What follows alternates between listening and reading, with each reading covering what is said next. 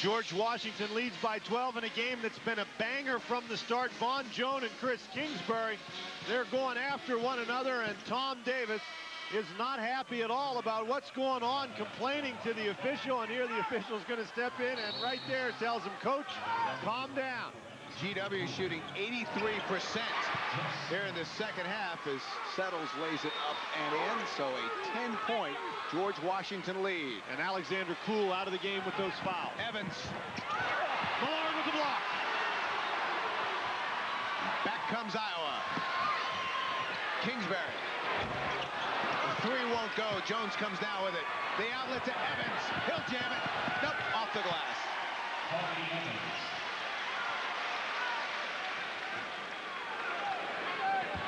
That's 18 now for Kwame Evans.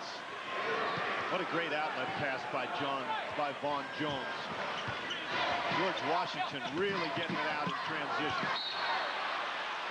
And you can credit little Shante Rogers with that. Jeff Settles got himself trapped down on the baseline, Bill, and he called the 22nd timeout.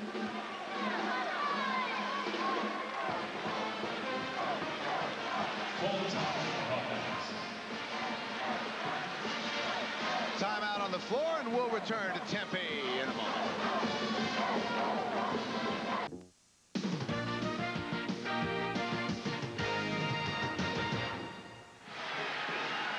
Back at the University Activity Center in Tempe, Arizona. Mike Jarvis has seen his GW squad come from 11 points down, and they now lead 63-51. And there in the stands is Connie Jarvis, looking on, a little nervous. Despite the 12-point lead, Masharikov comes away with it. And Masharikov has been a huge factor in the second half. Rogers will slow it down and set the offense.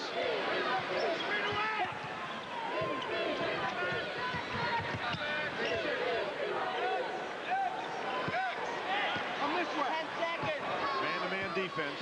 Under 10 seconds on the shot clock. Evans winding down, he gets it off and nails it. The three. That's 21 now for Kwame Evans. Woolrich in traffic. Iowa will keep it. And the scrambling George Washington defense has really disrupted Iowa's offensive flow. Boy, what in the world is going on in there?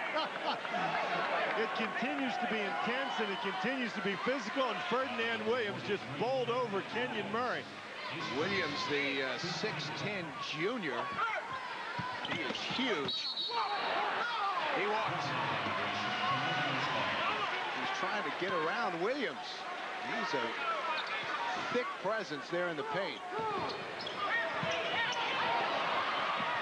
Oh, what a play that was. Murray now with 6. That is only the 6th turnover by George Washington. But it comes at a critical moment. The pass right to Kingsbury. What a good play to get the ball back to Murray. They attack Masharikov and draw the foul. Iowa has not been able to force many turnovers, but they cashed in on that one. 66-54. Here comes Rogers, a little nifty behind the back. No-look pass. Off the glass. What a shot by Vaughn Jones. And that is 9 now for Jones. Kingsbury back to Settles. They collapse in the middle. Settles will take it. And now back to Woolrich. He'll reset things. Oh, slapped away by Rogers. He saves it. Such quickness.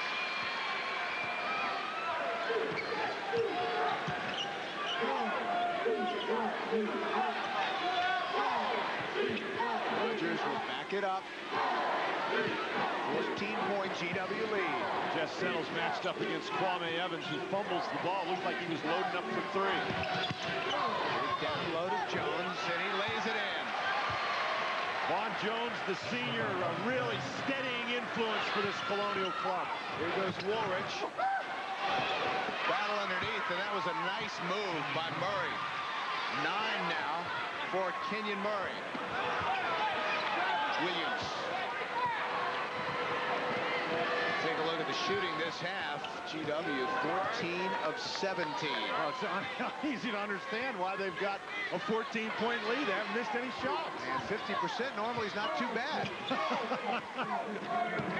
It's nothing compared to 14 to 17.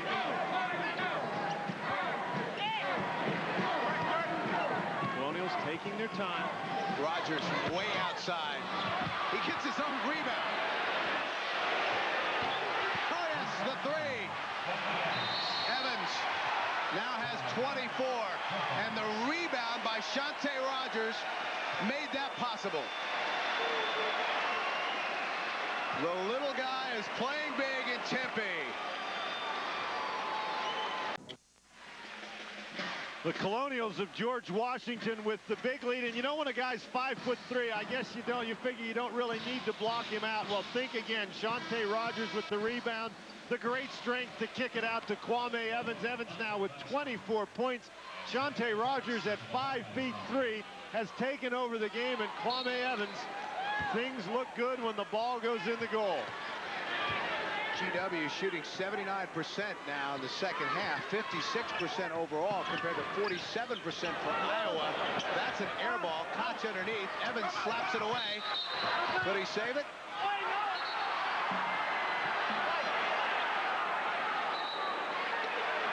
That was one of those situations where the official called white and pointed in the wrong direction. So they've got that straightened out. 8:04 left to play. GW 73, Iowa 56. And now there's an issue with the shot clock. The question is whether or not they should have reset the 35-second shot clock. The answer is yes, they should have. The ball hit the rim and then nobody had possession. So the shot clock reset at 35. Settles comes back in after getting a blow. Koch goes out. Well, it's time for the Iowa Hawkeyes to make a run right here. This is Settles, and if they're going to come back, they're going to do it on the back of Jeff Settles. Sherikoff trying to get out of bounds, and Settles so aggressive won't let him.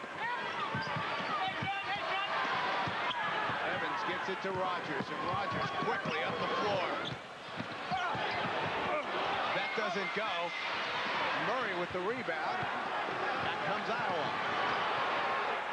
Woolrich kicks it out to Settles. He doesn't take the three. Scoops underneath. Rebound George Washington. Sherikoff. And I'll tell you what, Sherikoff has been a huge factor in this second half. Evans didn't have his feet set. The Colonials don't need to shoot the ball that quickly. Woolrich underneath. All right, we're going to squeeze into what we call our double box here as we take a look at the last 32 seconds out in Richmond. Texas Tech, the 3 in the East, had a 15-point lead in the second half, but Northern Illinois wouldn't quit. Down to 5, Texas Tech with the ball, and we'll be hearing the call there from Ted Robinson and Larry Farmer. The number 3 seed in the East, Texas Tech, led by 9 at the half, led by 15 midway through this half, but the 14th seed, Northern Illinois Huskies, with a late run. Up to 11 points in the first half. GW came back. Iowa led by 1 at halftime. But turnovers have been a problem for the Hawkeyes. Kingsbury's going to pick up the foul, and Iowa's actually on a bit of a comeback here. They trailed by 17 just a few moments ago. The score was 73 to 56, and they've run off 6 points in a row. George Washington hasn't really gotten any good opportunities on the offensive end. Get it into Kwame Evans, and he'll give it to Shante Rogers.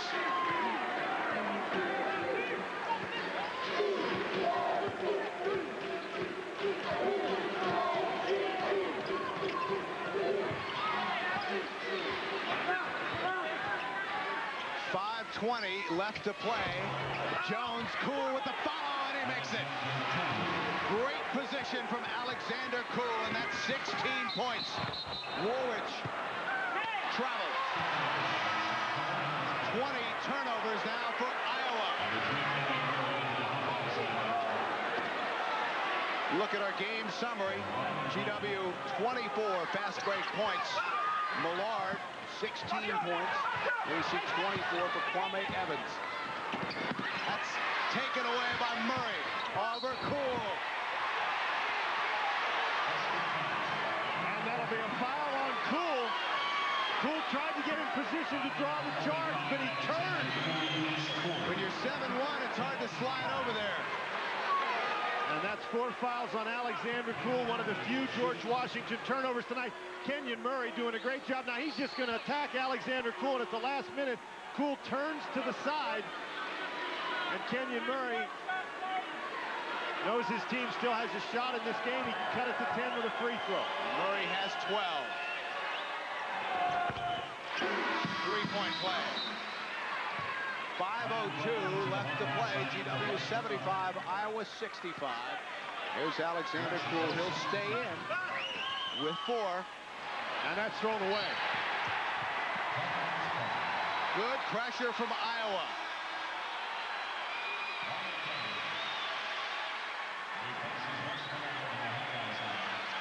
Mike Jarvis, not a happy man right at the moment.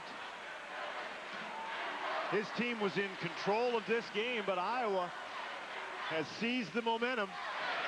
Settles. Knocks down the 3. And it's suddenly a 7-point game. Just under 5 minutes remaining. They'll get it to Rogers. He's played an outstanding game. Knocked away by Murray. This game is very, very physical. 75-68 GW. 20-second timeout taken by Mike Jarvis. And at this point, I think Mike Jarvis is just asking his kids, telling them they need to be tough out there. The winner here will take on the winner of our next game, either Arizona or the Crusaders of Valparaiso. Already today, Santa Clara and Kansas have advanced. They'll play on Sunday.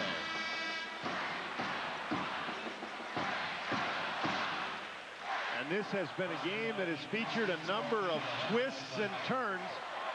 Iowa, after trailing by 17, has outscored the Colonials 12-2. And they've done it with intense defensive pressure that's thoroughly disrupted anything George Washington's been trying to do on offense. GW will bring it in. Jones